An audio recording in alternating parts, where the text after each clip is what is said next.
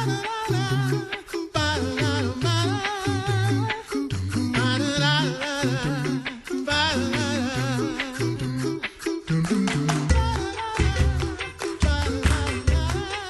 listening to the Coffee Hour. I'm Andy Bates. I'm Sarah Golseth. It is Terrific Tuesday because we have a terrific guest in studio. Yeah, See? I would agree with that. There's nothing to alliterate with alliteration, though, so I don't have a day that goes with, like, alliteration. Oh, man.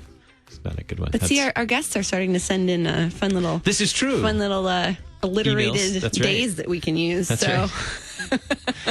We have two important topics on deck today. Yes. How one organization has made a huge difference in the lives of individuals here in St. Louis, particularly individuals facing homelessness, and how you can be a part of that as well, in some simple ways and some ways that take some muscle too. Some effort, some elbow grease.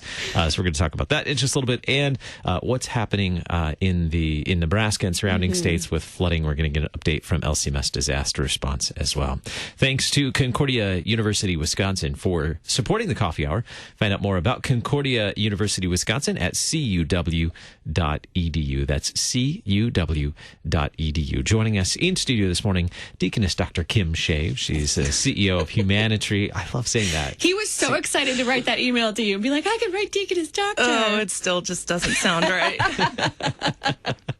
Deaconess Dr. Kim Shave, CEO of Humanitry here in St. Louis. Kim, always a joy to have you in studio, and love hearing the updates on the work of Humanitry here in St. Louis.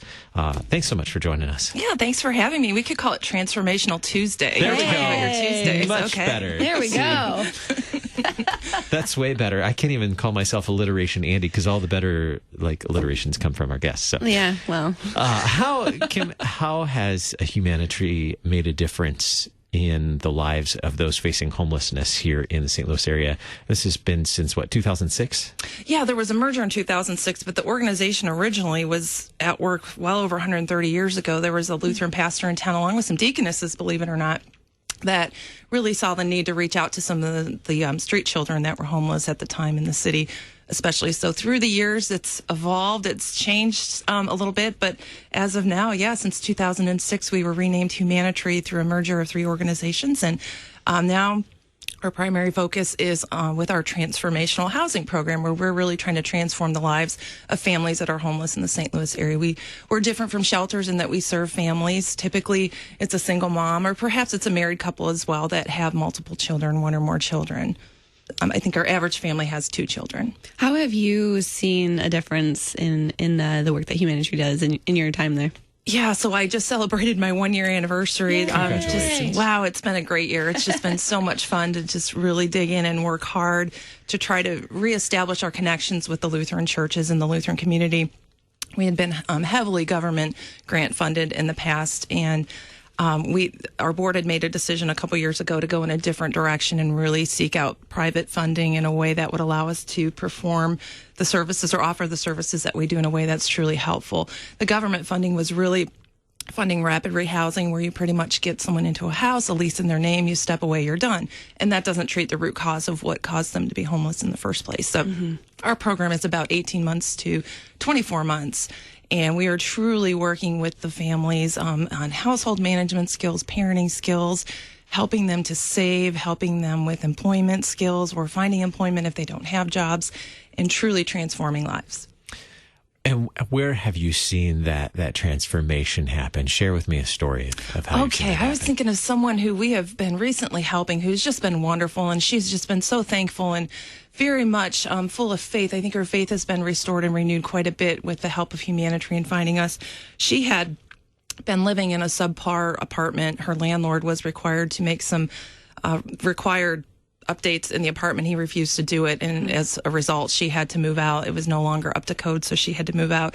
We'll call her Rose. She has 3 children, and she was really desperately searching for a way to move forward and had nowhere to turn. She was actually able to turn to her pastor, and her church was able to help her out for a few nights in a hotel.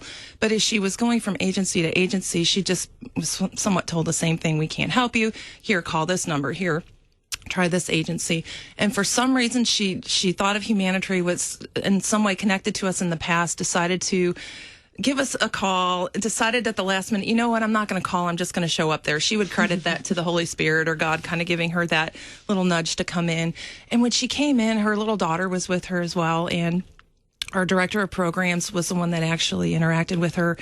And she even states, I have a couple quotes where she has shared with us what that experience was like. She really thought that our director of programs, her name is Amy, that she was just going to give her another number. She could just sort of see it in her eyes. And then something stopped Amy mid-sentence, and she decided, let's go talk in private here in this room. Well, Amy, who was just a very wonderful long-term employee of ours, had been a former client of ours, and she could just see something different with Rose that needed to be addressed. And after their conversation, we realized that she would be a really good fit with our program. We happened to have some availability to put her into a housing unit. And her daughter was with her. And this quote that she gives us, I'll read, was just so foundational for us. And again, just as we're transforming lives, they're transforming us as well, realizing that we're doing the work of God. And, some days you feel like you don't know if you're helping. And this was an example where we really felt like God brought her to us and he was using her to help us too. So her little girl had kind of looked at her. She was upset. She kind of had some tears in her eyes and kind of coming down her face. And when they walked out of Humanitary, her daughter said to her, "Mama, you look different. Like you aren't mad anymore." I said to her, I wasn't. I felt like all the weight had been lifted off me. I was finally heard and someone was going to give us a chance. And after that, she was able to move into one of our programs. Into one of our housing units. She's been working our program diligently. Was able to finish her externship that she was in lieu of, it was in jeopardy because she didn't have a place to live, to be able to make sure her children had a safe place to stay. And just having to bounce around makes it very difficult to try to continue on with your regular goals that you've set for yourself in life. So she's since been able to find a job, a very good job, and has been certified in her field, a medical technology type position. So just a wonderful, wonderful story of God at work and people who are willing to really put the effort in the work to try to change their lives around for their own sake and for the sake of their children. We get to see that, and it's such a blessing. How that story of Rose, how that not only changes Rose's life, but the path for her children, Right. and then what that means for a community too, as well. I mean, our actions not only and what happens to us not only affects us individually, but our families and our communities as well. What that means for them and those they're connected with. What are the needs in St. Louis? What are the stories, the numbers regarding stories that are similar to Rose's? What does it look like, the needs in St. Louis? It's homelessness for families is a little bit different than with individuals. They have shelters, or some choose to live on the street. They have their own family, so to speak, that they've developed. But when you have a mother or a father who has children and they know there's a little bit more required of them, they need to care for them, make sure that they're protecting them, keeping them safe, it's a little bit different. And it's also very difficult to find housing for families, which is where we come in and really fill that niche.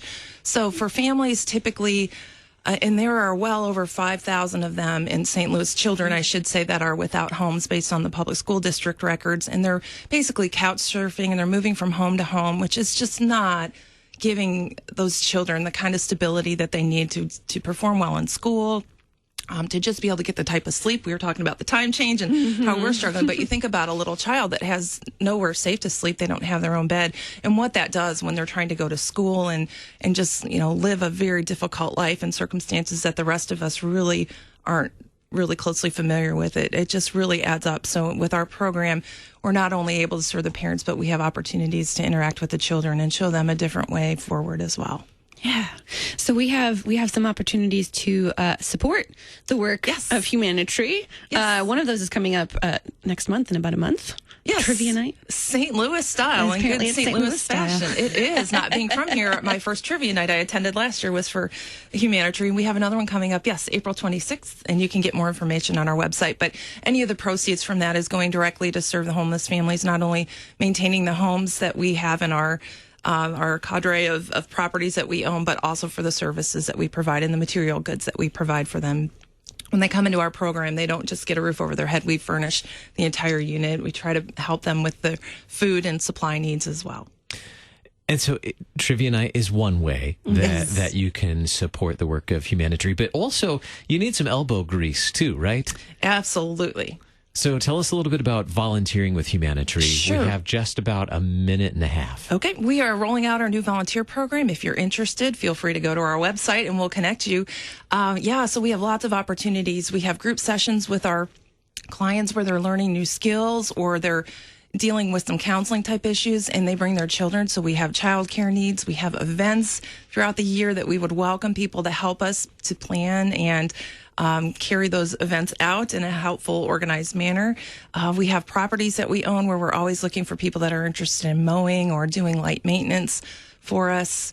The list is long. I could go on, but we have information on our website that we would be happy to be able to connect with people if they have an interest. So we'll provide a link to the website as well. For those not familiar with how you spell Humanitry, Yes. HUMANITRI. Excellent. Right? You get an A. Humanitry.org. Thank you. Yes, good job. I've typed it enough times to hopefully Yes, I help. still struggle with it. The spell check gets it every time. And Right? I know.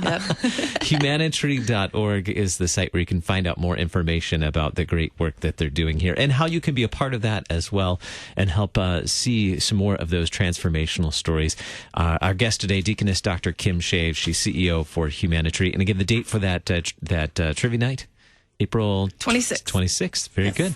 Thanks so much, Kim, for being our guest on the Coffee Hour. Always a pleasure to talk with you. Thank you for having me. I appreciate it. Coming up in just a little bit, we'll learn more about what the flooding that's happening in Nebraska and the surrounding states. And the response. The response to that as well, what the needs are and how there are already some actions to help provide recovery for them as well. You're listening to the Coffee Hour. I'm Andy Bates. I'm Sarah Golseth. La, la, la, la, la.